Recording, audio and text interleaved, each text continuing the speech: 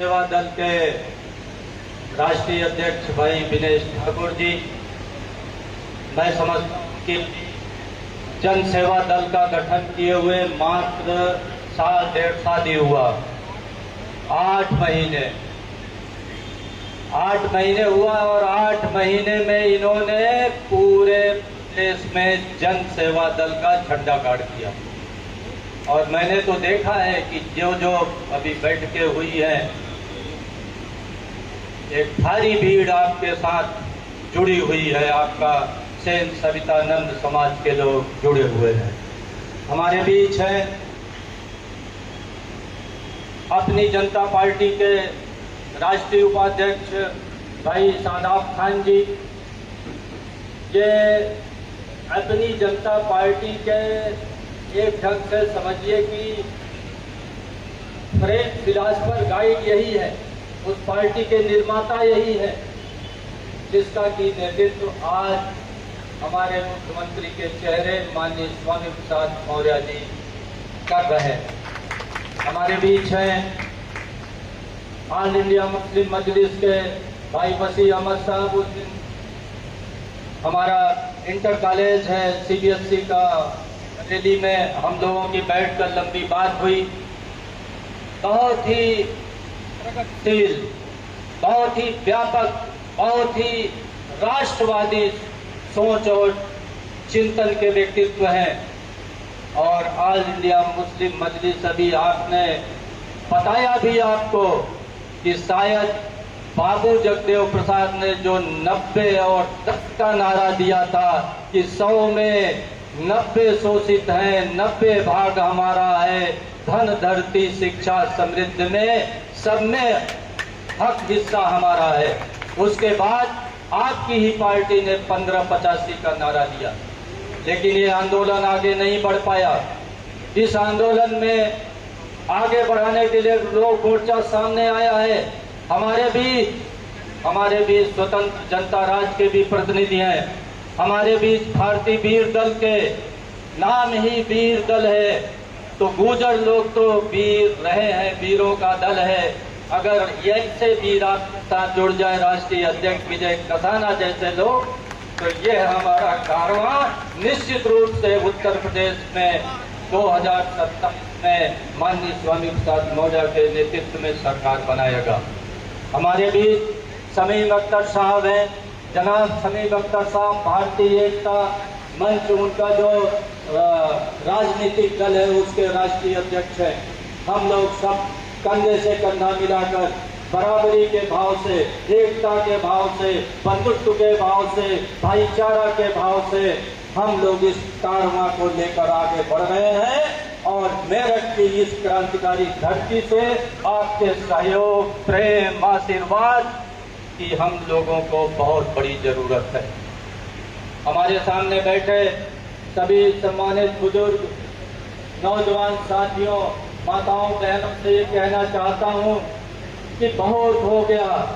75 साल से हम चले जा रहे हैं, हमारे बच्चों को शिक्षा नहीं है, हम बीमार हो जा रहे हैं तो इलाज नहीं है, हमारा उत्पीड़न हो रहा है, हमारा प्रताड़ना हो रहा है, और वंचित और पिछड़े और कमजोर वर्गों के जहाँ जहाँ भी लोग हैं उनका उत्पीड़न हो रहा है, उनके साथ न्याय नहीं हो रहा है। उनके पास शिक्षा नहीं, स्वास्थ्य नहीं, रोजगार नहीं, न्याय नहीं, सम्मान नहीं, तो कैसे ये महान राष्ट्र बनेगा? राष्ट्र क्या है? हम सब भारत के निवासी ही मिलकर के राष्ट्र बनाते हैं। राष्ट्र इस देश में हिमालय भी हो, नदी भी हो, पहाड़ भी हो, गंगा भी हो, सब कुछ हो, अगर हम ही न हो तो आप बताइए क्या राष्ट्र बनेगा? बनेगा क्या भाई? अगर भारत के निवासी न हो तो क्या राष्ट्र बनेगा? और अगर राष्ट्र को आपको समृद्ध बनाना है, मजबूत बनाना है, तो एक एक व्यक्ति अगर शिक्षित होगा, राष्ट्र शिक्षित होगा। एक एक आदमी के पास रोजगार होगा, व्यवसाय होगा, उद्यम होगा, व्यापार होगा, अच्छी खेती किसानी होगी, तो खुशहाली होगी, घर में उसके समृद्धि होगी, तो देश समृद्ध हो जाएगा। एक एक आदमी स्वस्थ होगा तो देश स्वस्थ हो जाएगा। ऐसा नहीं हो सकता कि भारत की 90% आबादी अशिक्षित हो और देश शिक्षित हो जाए, महान हो जाए। ऐसा नहीं हो सकता कि जहां 80% लोग घोर गरीबी और विपन्नता में, अभाव में जी रहे हो, वहां राष्ट्र आपका समृद्ध हो जाएगा। इसलिए लोक मोर्चा ने ये कमर कसी है, उनका ये संकल्प है कि 2027 में चुनाव बनाएंगे, चुनाव में सरकार बनाएंगे तो इस उत्तर प्रदेश में हम 2 साल में 2 लाख करोड़ खर्च करके सारे प्राइमरी, सारे जूनियर, सारे इंटर कॉलेज को हम विश्व स्तरीय बनाएंगे। और अभी बात हो रही थी, इसके पहले बीपी अशोक साहब थे, चले गए, उनकी पॉलिटिकल जस्टिस पार्टी विस्तार से बताया कि कैसे अन्य देशों में कितने अच्छे विद्यालय हैं, कितनी अच्छी व्यवस्था है। अगर हमारा बच्चा ही नहीं पढ़ेगा तो कैसे आगे बढ़ेगा। इसी ढंग से हर घर में रोजगार की हम लोग व्यवस्था करेंगे। तमाम एजेंडा है जिस पर विस्तार से बात करने की बात में आप लोगों के बीच होती रहेगी, लेकिन सबसे ज्यादा जरूरी बात है जो लोक मोर्चा ने एक ऐतिहासिक निर्णय लिया है, ऐतिहासिक संकल्प किया है, उसके बारे में जरूर मैं चर्चा करना चाहता हूँ। लोक मोर्चा ने संकल्प किया है, आप बताइए, पश्चिमी उत्तर प्रदेश के लोग हैं, आज तक नंद सेन सविता समाज के लोगों को कितने टिकट मिले? बताइए भाई, पश्चिम में कोई टिकट मिला? एक भी नहीं मिला। पाल समाज को कोई टिकट मिला? प्रजापति को कोई टिकट मिला? नहीं मिला। कश्यप को कोई टिकट मिला? हो सकता है एक आध कभी मिल गया हो। और सैनियों को कितने टिकट मिलते हैं पूरे पश्चिमी उत्तर प्रदेश में? कितने मिलते हैं भाई? कभी 3 और कभी 4 से अधिक क्या किसी पार्टी ने कभी टिकट दिए हैं क्या?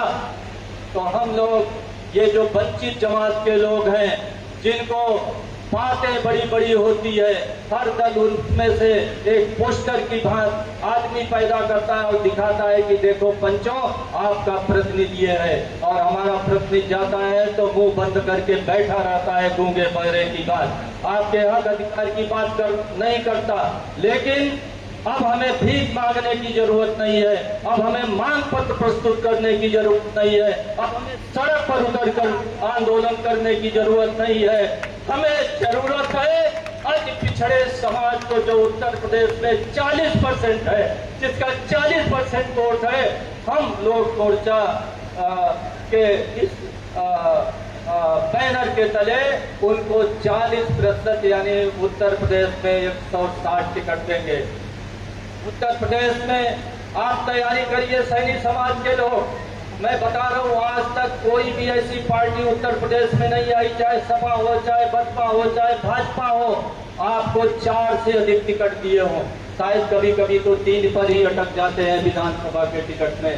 और मैं आपको इस मंच से बता जाता हूँ कि लोक मोर्चा का संकल्प है कि सिर्फ सैनी टाइटलधारी लोगों को आगामी विधानसभा चुनाव में कम से कम 15 से लेकर 20 टिकट दिए जाएंगे लोक मोर्चा से। इसी ढंग से पाल प्रजापति, कश्यप, बिंद मल्ला और तमाम जो वंचित जातियों के लोग हैं, अभी विजय कसाना साहब उन भूमंत्रित जातियों के दर्द का बयान कर रहे थे, जिन्होंने अंग्रेजों के विरुद्ध क्रांति का बिगुल बजाया तो उन्हें अपराधी घोषित कर दिया गया। ऐसे लोगों में से भी आप नेता पैदा करिए। तमाम प्रतिभाशाली हैं, तमाम अच्छे लोग हैं, तमाम नेतृत्व के लायक हैं, तमाम विधायक के लायक हैं। और मैं विशेष रूप से सैनी समाज को ये संदेश देना चाहता हूँ कि आप पूरे देश में आज कोई ऐसी विधानसभा नहीं है, विशेष रूप से उत्तर प्रदेश में, कि जहाँ की आपकी आबादी 30 से 40 हजार वोटर के रूप में न हो। वोटर के रूप में आप 30 से 40 हजार है। आपको लोक मोर्चा का नेतृत्व करना है। आपको लोक मोर्चा में जो वंचित जातियां हैं उनको दिल दिमाग से अपनाना है, उनको भाईचारा से अपनाना है, उनको प्रेम मोहब्बत से अपनाना है। और मैं कहता हूं कि अगर किसी विधानसभा में किसी घुमंतु जात की जनसंख्या अगर 5000 भी है तो अगर हम सब मुस्लिम भाई, हम सब पूजर भाई, अगर हम सब सैनी भाई मिल जाए तो उसको क्यों नहीं विधायक बना सकते हैं? अगर उसके पूरे समाज का वोट जहां जहां सैनी या पूजर लड़ रहे हैं वहां आपको मिल रहा है। देखिए, संकल्प किया गया है और ये संकल्प यहीं तक नहीं है। मैं आप जो अति पिछड़े समाज के लोग हैं उनको पता देना चाहता हूं कि अति पिछड़े समाज के लोगों को 40% तो टिकट मिलेगा, यानी 160 टिकट। आज तक स्वतंत्रता के बाद सारी विधानसभा के चुनाव में उत्तर प्रदेश में कुल मिलाकर 20 टिकट भी नहीं मिले होंगे। लोक मोर्चा पहली बार एक ही चुनाव में 2027 में अति पिछड़ी जातियों को 160 टिकट देने का काम करेगा। ये बहुत बड़ा क्रांतिकारी निर्णय हुआ है। और